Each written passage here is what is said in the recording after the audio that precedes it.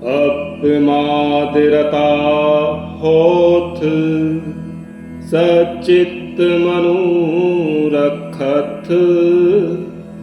दुर्गा उद्धरच्चत्तानं पंके सन्नो विकुअच्चरो। मेरे प्रिय धम्म यात्रियों, इस धम्म यात्रा में आज मैं आपको भगवान बुद्ध के समय की ऐसी घटना के बारे में बतला रहा हूँ जो हम सभी मनुष्यों को एक सीख देती है कि आध्यात्मिक जीवन और भौतिक जीवन में संकल्प का होना अनिवार्य है, लेकिन संकल्प भी तो सम्यक होना चाहिए। भगवान बुद्ध कहते हैं सम्यक संकल्प। यह कहानी उन दिनों की है जब कौशल नरेश के पास एक महाबलवान हाथी हुआ करता था। वह हाथी राजा का सबसे प्रिय हाथी था। ऐसा हाथी दूर दूर के राजाओं के पास भी नहीं था। इस हाथी के होने से राजा को कभी भी हार का मुंह नहीं देखना पड़ा था। राजा के सभी युद्धों में उस हाथी ने अपनी स्वामी भक्ति का खूब परिचय दिया था। सभी राजा उस हाथी को किसी भी कीमत पर खरीदना चाहते थे, लेकिन कौशल नरेश उसे किसी भी कीमत पर बेचने को तैयार नहीं थे। समय बीतता गया और वह बद्रेक नाम का हाथी अब बूढ़ा हो चला था। उसकी शक्ति क्षीण हो गई थी। अब वह शक्तिशाली नहीं रहा था। एक दिन वह तालाब के किनारे स्नान करने गया और तालाब की कीचड़ में फंस गया।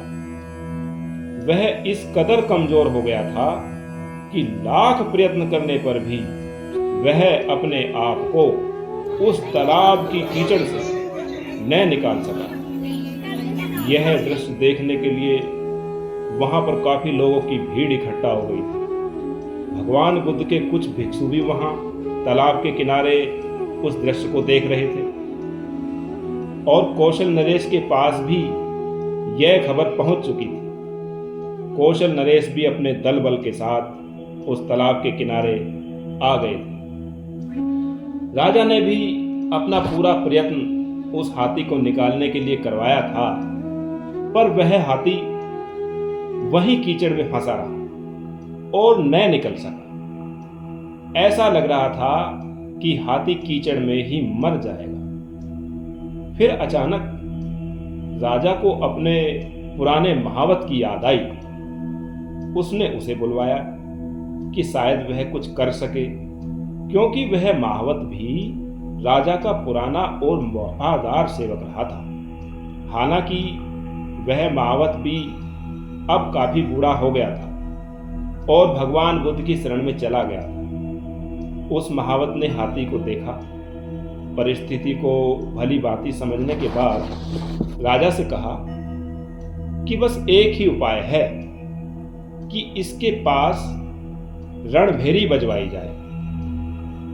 इस हाथी को उसके पुराने दिन याद दिला दिए जाएं, जब यह हाथी रणभेरी की आवाज सुनते ही युद्ध के लिए तैयार हो जाता था और दुश्मन की सेना पर टूट पड़ता था। तब पास में रणभेरी बजाने का प्रबंध किया गया। युद्धों के नगाड़े बजने लगे, दुदुम्बियां बज उठी। हाथी को लगा कि युद्ध का समय आ गया और वो तो जैसे भूल ही गया कि अब वह बूढ़ा हो गया है और उसका शरीर कमजोर हो गया है और वह अपनी पूरी शक्ति बटोर कर एक झटके में ही उस कीचड़ से बाहर आ गया और ऐसे चिंगार लगाई आसपास के लोगों के दिल दहल गए। भगवान बुद्ध के भिक्षुओं ने भी यह दृश्य देखा और इस सारी घटना के बारे में भगवान बुद्ध के पास जाकर के बतलाया। तब भगवान बुद्ध ने उन्हें समझाया कि एक हाथी ने भी सांसारिक कीचड़ से अपनी पूरी शक्ति लगाकर अपना उद्धार कर लिया। इस घटना से कुछ सीखो।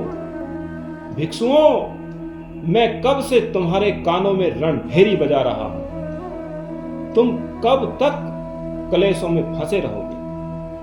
कब तुम इन दुख की जंजीरों को तोड़ोगे? कब तुम अपनी संकल्प शक्ति लगाकर अपना उद्धार करोगे? भिक्षुओं, तुम बस एक बार संकल्पवान होकर सुन लो। तुम भी इस संसार रूपी कीचड़ से ऐसे ही एक झटके में बाहर निकल जाओगे।